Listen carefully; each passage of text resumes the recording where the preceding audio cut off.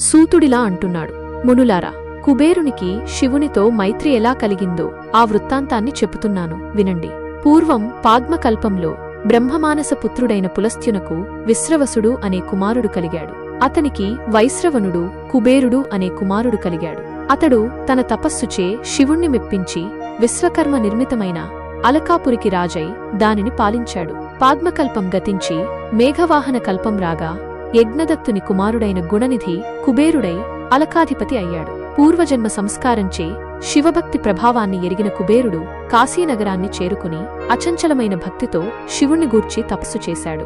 అతని తపశ్చర్యకు ప్రీతుడైన విశ్వేశ్వరుడు విశాలాక్షితో కూడి సాక్షాత్కరించాడు. తపోధనుడైన కుబేరుడు కండ్లు తెరచి ఎదురుగా సహస్రకోటి రవిప్రభాభాసమానమైన ఆదిదంపతులను చూచి ఆ తేజస్సును చూడలేక వెంటనే కనులు మూసుకొని ఇలా ప్రార్థించాడు, ఓ దేవదేవా, చంద్రశేఖర, శంభో, శంకర, నిన్ను ప్రత్యక్షంగా చూడగలిగే శక్తిని అనుగ్రహించు.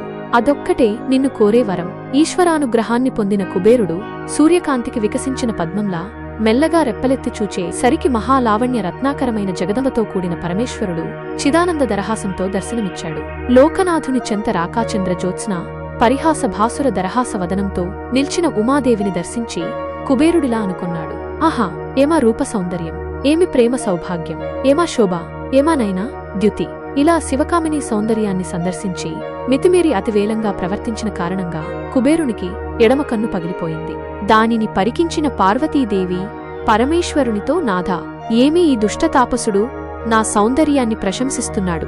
మదనాంతకులైన మీ దర్శన సౌభాగ్యాన్ని పొందాక కూడా ఈ తాపసునిలో కామబీజం నశించలేదంటే తపస్సంతా వ్యర్థమైనట్లే గదా అని అంది. దానికి శివుడిలా ప్రత్యుత్తరమిచ్చాడు, దేవి, ఈతడు దుష్టుడు కాదు, మనకిష్టుడైన కుమారుడు. ఇతడు నీ సౌందర్యాన్ని కాదు, సౌభాగ్యాన్ని వర్ణిస్తున్నాడు.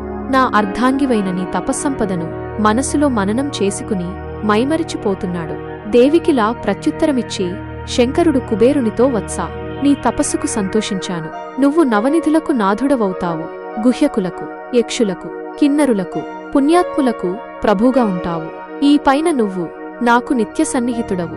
నేను నీకు సన్నిహితంగా అలకా నగరానికి సమీపంగా ఉంటాను. లోకపావని అయిన ఈమె నీ తల్లి.